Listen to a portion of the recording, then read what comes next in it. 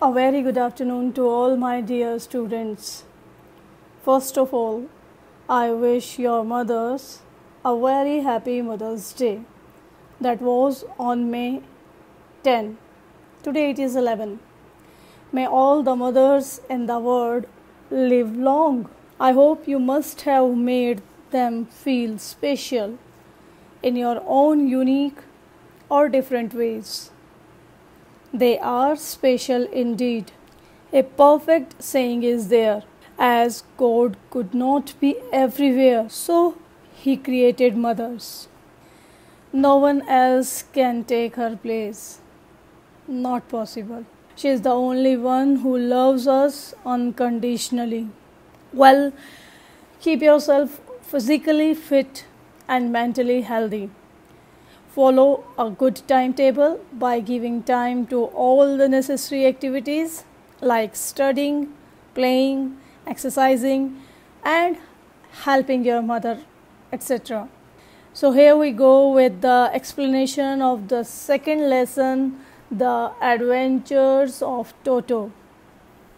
I know you must have completed your written work. That was the conjugation of verbs along with their meanings, plus your reading activity for at least 15 to 20 minutes. Dear students, before reading the text, I would like to remind you what is this story about. This is a humorous and adventurous story of a naughty monkey named Toto. The writer's grandfather bought Toto from a Tonga driver. The pranks or tricks played by Toto have been narrated in an interesting way throughout the story. Even the story ends with one of Toto's pranks. Grandfather bought Toto from a Tonga driver for the sum of 5 rupees. The Tonga driver used to keep the little red monkey tied to a feeding trough, and the monkey looked so out of place there that grandfather decided he would add the little fellow to his private zoo. Toto was a pretty monkey. His bright eyes sparkled with mischief beneath deep-set eyebrows, and his teeth, which were a pearly white, were very often displayed in a smile that frightened the life out of elderly Anglo-Indian ladies. But his hands looked dried up, as though they had been pickled in the sun for many years. Yet his fingers were quick and wicked, and his tail, while adding to his good looks. Grandfather believed a tail would add to anyone's good looks. Also served as a third hand. He could use it to hang from a branch, and it was capable of scooping up any delicacy that might be out of reach of his hands. Here the writer tells us that this is an interesting story about a monkey who was bought by the author's grandfather for his private zoo. Grandfather was an animal lover. The author says his grandfather bought Toto from a Tonga driver who used to keep this little red monkey tied up to the feeding trough. What do you mean by feeding trough? A container, dear students. It is a container for feeding animals. Grandfather felt that he looked out of place. Look out of place is a phrase that means doesn't look good. So grandfather felt that Toto didn't look good there, tied to a feeding trough. So he bought him for 5 rupees from the Tonga driver. He decided to keep him in his private zoo. The writer then gives a description of Toto. He had bright shiny eyes, which were full of mischief. The eyebrows were deeply set on his face. His teeth were like pearls. Many ladies belonging to the Anglo-Indian community. Anglo-Indian means a person belonging to both Britain and India. Many ladies belonging to this Anglo-Indian community got scared when they saw his teeth, which were displayed when he smiled. Toto's hands were dry and wrinkled, as if they had been dried in the sun, but his fingers were very quick and wicked, and he used his tail as his third hand. The writer's grandfather thought that the tail added to the good looks of an animal. Toto's tail was like a third hand for him. It helped him hang from the branch of a tree. He also used it to lift objects or lift his favorite food, which were out of the reach of his hands. Next para. Grandmother always first when grandfather brought home some new bird or animal. So it was decided that Toto's presence should be kept a secret from her until she was in a particularly good mood. Grandfather and I put him away in a little closet opening into my bedroom wall, where he was tied securely, or so we thought, to a peg fastened into the wall. A few hours later, when grandfather and I came back to release Toto, we found that the walls, which had been covered with some ornamental paper chosen by grandfather, now stood out as naked brick and plaster. The peg in the wall had been wrenched from its socket, and my school blazer, which had been hanging there, was in shreds. I wondered what grandmother would say, but grandfather didn't worry. He seemed pleased with Toto's performance. So here it is told that grandmother was a little worried about animals in the house.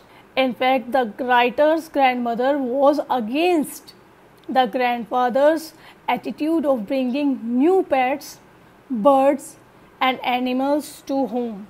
So he decided to keep Toto's presence a secret from her till she was in a good mood. The author and his grandfather kept Toto in a little cupboard in the writer's bedroom. They tied him securely to a peg fastened onto the wall.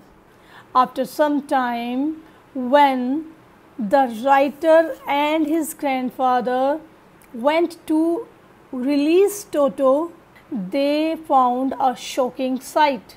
Toto had torn T-O-R-N had torn the decorative wallpaper. The wall was now looking naked, showing only brick and plaster. The peg in the wall had been pulled out from its socket, and the author's school blazer, which he used to hang there, had been torn into pieces. However, grandfather didn't get upset seeing all this. On the contrary, he was happy to see Toto's performance. "He is clever," said grandfather. "Given time, I am sure he could have tied the torn pieces of your blazer into a rope and made his escape from the window. His presence in the house still a secret." Toto was now transferred to a big cage in the servants' quarters, where a number of grandfather's pets lived very sociably together. A tortoise, a pair of rabbits, a tame squirrel, and for a while my pet goat. But the monkey wouldn't allow any of his companions to sleep at night. So grandfather, who had to leave Dehradun next day to collect his pension in Saharanpur, decided to take him along. Unfortunately, I could not accompany grandfather on that trip, but he told me about it afterwards. A big black canvas kit bag was provided for Toto. This, with some straw at the bottom, became his new abode. When the bag was closed, there was no escape. Toto could not get his hands through the openings, and the canvas was too strong for him to bite his way through. His efforts to get out only had the effect of making the bag roll about on the floor or occasionally jump into the air, an exhibition that attracted a curious crowd of onlookers on the Dehradun railway platform. Toto remained in the bag as far as Saharanpur. But while grandfather was producing his ticket at the railway turnstile, Toto suddenly poked his head out of the bag and gave the ticket collector a wide grin. Here the writer tells us that grandfather thought Toto was a clever animal. He was not angry with him for the damage he had done. He commented jokingly, in fact, that if he were given some more time, he would have tied the torn pieces of the author's blazer into a rope and would have escaped from the window. Yes, he tore the blazer of the author, but he didn't turn those pieces into a rope yet. The grandfather was just showing the possibility here that in case he would have been given some more time, he had done so. It was therefore decided to put Toto in a big cage in the servants' quarters.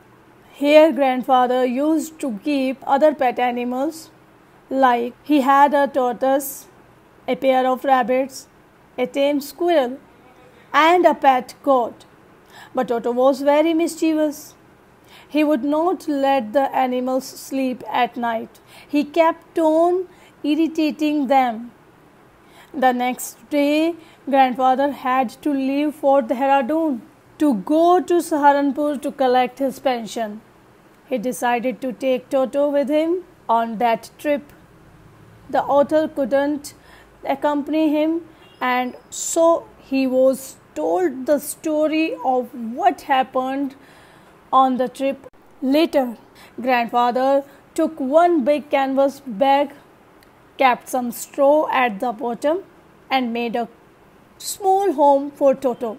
He thought the canvas was too strong for Toto to bite, and when the bag was closed, Toto could not have found any way out to escape. The only thing that happened was that when Toto struggled to get out of the bag rolled on the floor and sometimes even jumped into the air. Do you think a bag can roll down itself or jump into the air? No, it was happening like this because Toto was inside. Now this became a scene of entertainment and wonder for all at the Dehradun railway station. Fortunately, Toto stayed inside the bag till Saharanpur. But when grandfather stood at the ticket turnstile to show his ticket, Toto suddenly poked his face out and gave a broad grin to the ticket collector, gave a broad smile to the ticket collector. Dear student, this is done for the day. Please go through the lesson carefully, read it aloud. Take care. Have a good day.